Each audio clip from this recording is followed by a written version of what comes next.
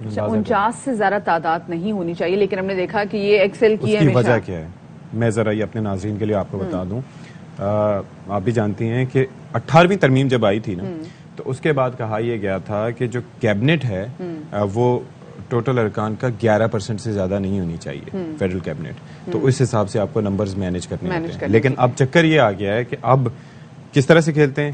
معاونین خصوصی، مشیر، اس کی بھی تعداد فکس ہے کہ 5 سے زیادہ نہیں ہونے چاہیے. لیکن پھر یہ کرتے کراتے جو ہے نا سم ہاؤ پارلیمانی سیکرٹری، اسپیشل کمیٹی کا چیئرمین، اس طرح سے، اور پھر ان کا عہدہ ایڈوائزرز بھی اب تو 30 سے زیادہ. تو ہم ذرا خاور گھومن ہمارے ساتھ موجود ہیں، پروگرام دی رپورٹرز کے اینکر پوسٹر اور سینئر تجزیہ کار، ان سے جان لیتے ہیں. السلام علیکم خاور اینڈ ویلکم ٹو باخبر سویرا.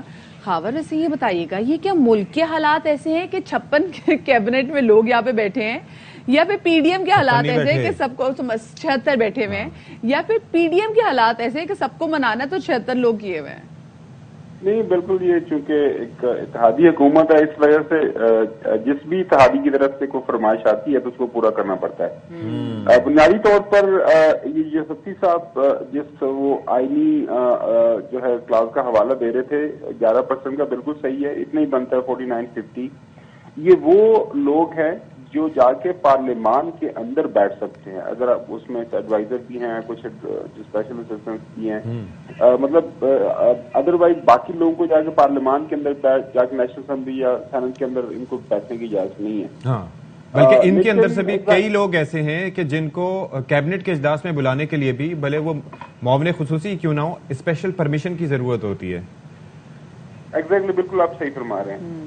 اب یہاں پہ اصل ایشو یہی ہے کہ ایک طرف حکومت ہمیں بتا رہی ہے کہ معاشی بحران، جو ابھی آپ نے بالکل صحیح جو پیکج بھی چلایا کہ ہر وقت ہمیں پرائم منسٹر صاحب ہوں، فائنانس منسٹر ہوں، باقی جو کابینہ کے لوگ ہوں، اتحادی لیڈران ہیں، وہ یہی بتا رہے ہیں کہ پاکستان کا جو اس وقت پاکستان کی جو معیشت ہے، جو معاشی بحران ہے، وہ شدید سے شدید ہوتا جا رہا ہے.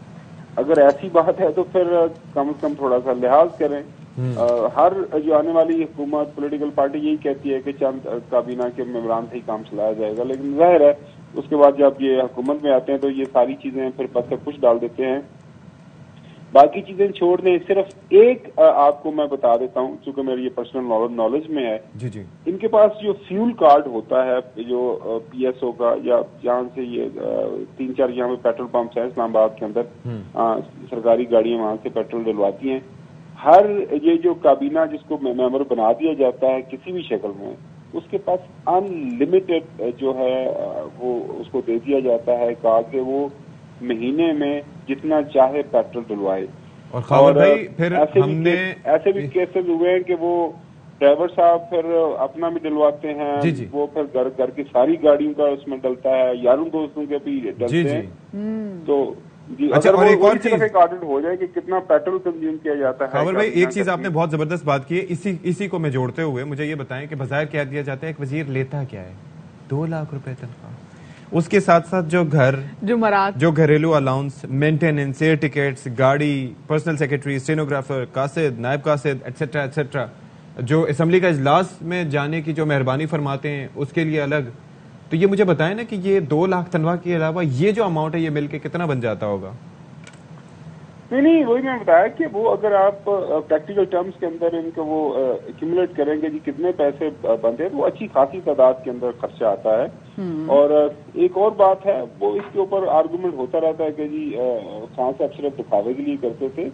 یقین کریں کہ وہ 3 سال 10 مہینے رہے، اور کابینہ کی میٹنگز ہوں، پرائم منسٹر آفس کے اندر ویسے جب بھی کوئی سیٹنگز ہوتی تھی میڈیا کو بلایا جاتا تھا، وہ پانی پوچھنے تو بڑی بات ہے، وہ ساری کی ساری انہوں نے، آپ کو پتا وہاں پہ اس وقت یہ ڈسکریشنری گرانٹس وہ بھی ان لمیٹڈ ایک فنڈ اس کی پرائم منسٹر کی ڈسپوزل پر ہوتا ہے، وہ ختم کر دیا گیا تھا.